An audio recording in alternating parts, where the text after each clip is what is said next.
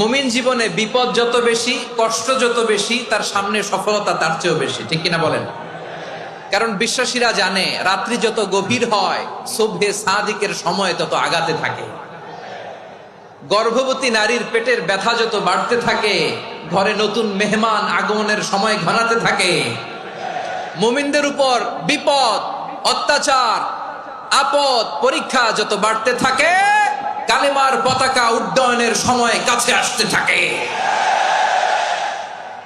বিশ্বাসীদের এগুলো হিসাব মিলানো অনেক আগে, এগুলো অনেক আগে হিসাব মিলানো। দুঃখের আধার শেষে সুখের আলো মিটি মিটি হাসে, চিল্লায় বলেন ঠিক কিনা? মুমিনরা বিপদে ভয় পায় না, তারা হতাশ হয় না, সুবহানাল্লাহ, তারা নিরাশ হয় না। বিশ্বাসীরা হাল ছেড়ে দেয় না, তারা ভরসা রাখে একজনের উপর, চিল্লায় বলতে হবে তিনি কে।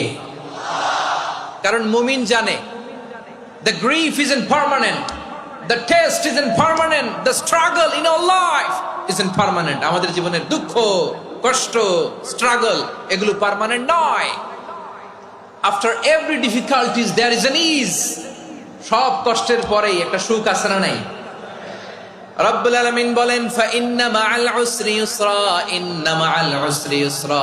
ভয় পেও না, চিন্তা করো না, কষ্টের সাথেই আমি রেখে দিয়েছি স্বস্তি।